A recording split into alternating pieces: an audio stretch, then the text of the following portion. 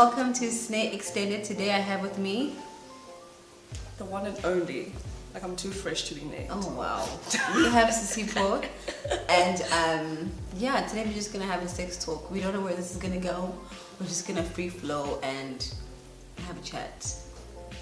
I think the topic is quite... It's very broad. It's not as nitty gritty as you people might be expecting. Like, we're keeping it PG.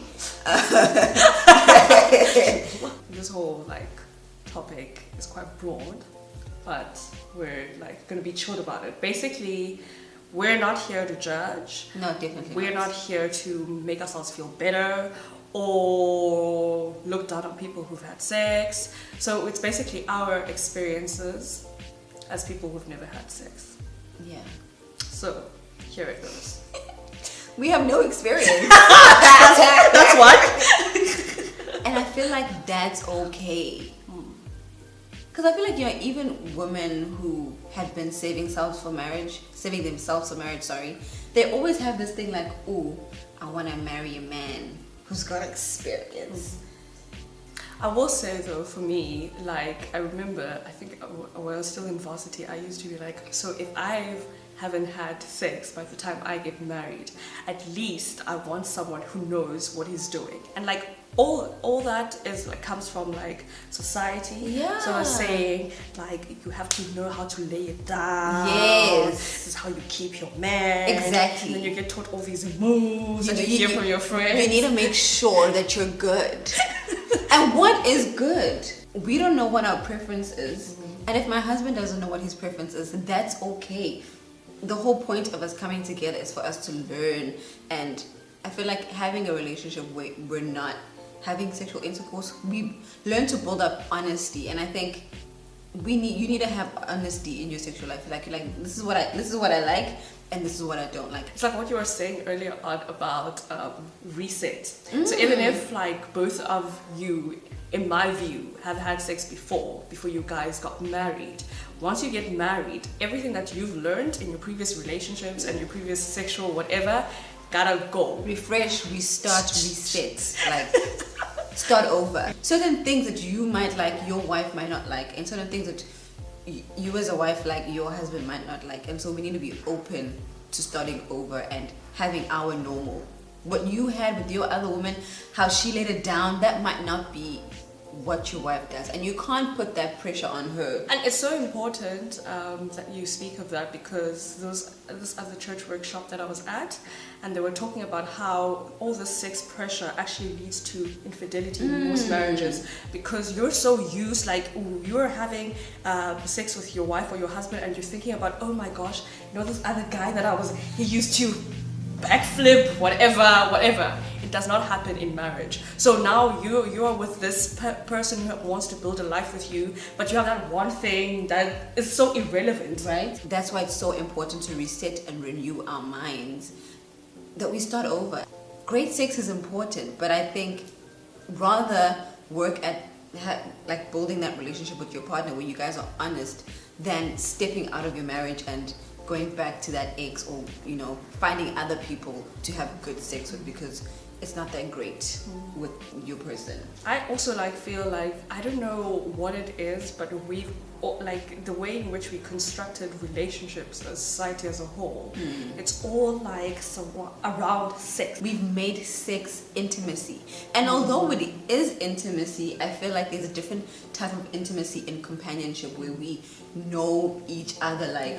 I know how you feel and you know how I feel, and I can be honest in telling you, listen, this is what I'm going through internally. And I think we can never be so experienced in being vulnerable, as you have to be vulnerable. And I think society makes us feel like we just have to put on this performance, and you take away that vulnerability aspect. I think that is what makes a couple, that's what makes marriage, is us being vulnerable, us being real, and us being intimate in terms of our feelings and not in terms of our position.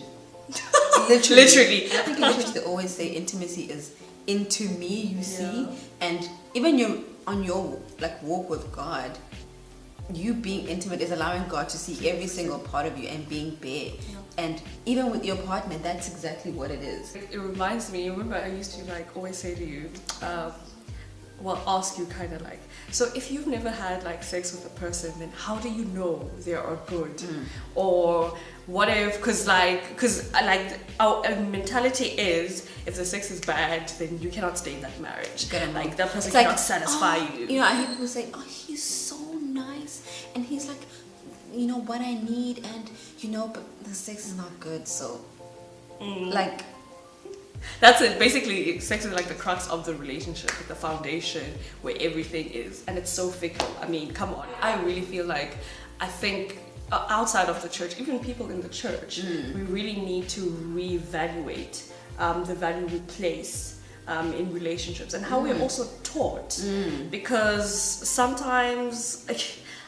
Not like we don't like go in depth about sex. Also, that's another thing. So most of the knowledge we get as Christians and as people in the church comes outside. And so in the church it becomes like a taboo topic. Whereas I feel like it should be, okay, yeah, we know everyone likes it, everyone enjoys it. Yes, it's great. There. Exactly. I find also as a Christian, I don't think I get enough knowledge. Maybe I'm not searching for it, but most of the information I get is from the general public, the general girl or boy, and their weird, like, very funny experiences and views on sex. So I think that's the issue, and because of that, you find that a lot of people in the church then partake in sinful acts, i.e. sex, outside of marriage, because of that external pressure, because there's no validation inside the church or as amongst Christians. We need dating 101, and I feel like it needs to be something that is done as early as possible, because we have crushes as early as possible, and there's some people who experiment with sex in their early teens. I'm talking 13, 14, so it's not something that we should delay as a church to when we're, in our 20s, when we should be getting married, or in our late teens. It's something that we need to start. Like, I feel like when kids start learning about sexual reproduction at school, the church gotta get one with a program. Sunday school needs to start, like, for real. That's true. That is so true. Us as families, as people, we should have open conversation about it and not make it this dirty thing, because it's not. And I think the more we keep quiet about it and we, hush hush, just creates sort of this feeling that sex, don't do it, and if you do, keep quiet, it's bad. You know what I mean? So true, yeah. Like, in all honesty, though, I will say, like, it's hard being on this journey, okay? It's not easy. I swear, I called a whole phase unto myself, and God was like, no, my child, no.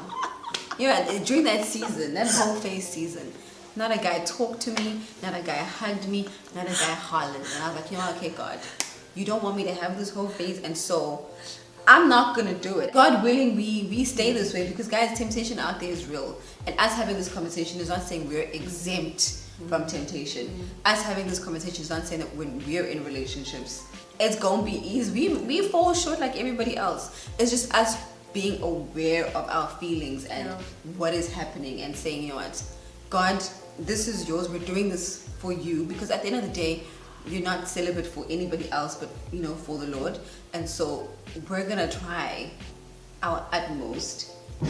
It's not easy to keep it. It's so not easy. And there was this one time my colleague asked, like, it was so random. She was like, so when did you start having sex? And then, like, you have that moment of embarrassment. Yeah, and that's the thing. And you're like, why must you be embarrassed? Like, I feel like there's nothing to be embarrassed about, but we're so embarrassed. Like, people have sexual conversations, and then it gets to you, and you're like, okay, well, I don't have anything to offer. Like, but that should be okay. That has been my struggle, guys, since I started working. Listen. Like testified sister. Also, there's just this, I don't know, stereotype that, like, girls who are virgins or girls who haven't had sex or whatever are like these clingy, sad, obsessed people, and we're just like boring and timid. And I'm like, have you seen this? Dude, come on. And the other question people ask is, so if you're celibate and you're only planning on experiencing sex when you're married, like, what are you waiting for? And like, that's been a question I haven't been precisely able to answer, because I'm like, I'm doing it for Jesus. Okay, and then, but at the same time is the other underlying question is, how does it benefit you not having sex? And so I've had to, in my mind, I was like, oh, okay, cool. Well, for one, it was this tweet I told you about, was someone who tweeted, they were like, sex is just sex, soul ties, you can go to hell, nothing, whatever. And I'm like, I know a whole lot of people walking around actually being clingy because of sex. Yeah, with another person, you can't move on. Still thinking about. Exactly. You're in a relationship and you're running back to. Because of sex. So there are a whole lot of things that sex comes with that people actually don't say, and people walk around with like lumps in their throat, hurt because of it. What happens when your husband has an accident, breaks his leg, and he can no longer do the things he used to do? What do you do then? Good question. Because you're so used to performing all over. It's just like it's a show. What happens when he breaks his leg and he can no longer do? You now then say, well, the sex is no longer good. Let's rethink. Another myth though that I've heard, it's like, if sex is not good, then other aspects of your marriage, like, guys, like, what? I feel like I've had so many fulfilling relationships with like my friendships, i.e. I call them relationships because I feel like friendship is so intimate. Yeah, and it's enough. Like, I get so much out of it, I cannot even imagine. Like, it's so fulfilling. And I think, speaking about friendship, I feel like friendship for me it's sort of been sort of like a benchmark of how I want my relationship to be with my future husband or my future boyfriend. Like you always said, God is enough. Like, the thing is, he is enough, but you just have to believe that he is. And me telling you that he is doesn't make him enough for you until you go on that journey of discovering who he is in your life, and not even what he can do for you, but like just him being present in your life. That has to be enough for you. And until you experience that for yourself, you won't be fulfilled. It's not easy. I promise you. Like, people think it really isn't. Like, a lot of mental and like the thoughts, because like, you're hormonal, you are an adult, you have feelings. I feel like people think just because you haven't had sex, you're this clean, pure person. And if there are people out there that are making you feel sort of ashamed for having had sex and they're these clean people, it's a lie. Yeah. We've struggled with sexual thoughts. And they're a thing. Yeah, they're real. And there's so many people who are virgins or have never had sex and are addicted to porn. It's a real thing. So it's not like you might have had sex once and you've gone on this journey with God and you are like free from sexual thought, but there might be a virgin who is struggling. Yep. So it's not to say that we are better or we're cleaner, because we face the same Yeah. issues, all of us. Since our university years, our thoughts on sex and saving ourselves have changed completely. Yeah. I used to be the girl, baby, I can change you. I used to be the flirt to convert. Yeah, I'll take him to church, and that was me. The recruiter. That was me. If you're not coming in this relationship wanting celibacy as well, there's no point in doing it. And also, while we're on that, it's also another thing that you've taught me about. You know how a lot of girls who are practicing celibacy and they meet a guy who doesn't necessarily...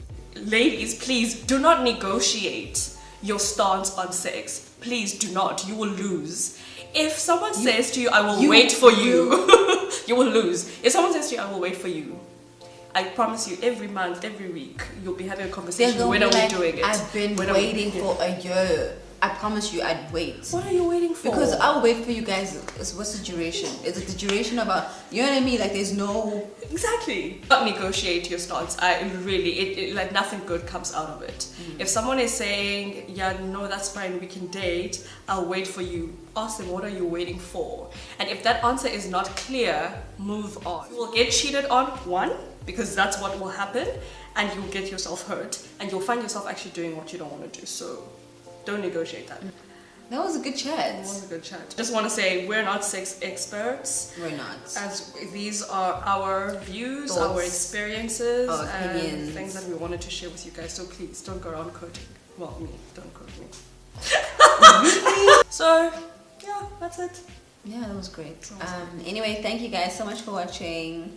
Like, comment, subscribe, and go look at Sisipho's YouTube channel. Bye.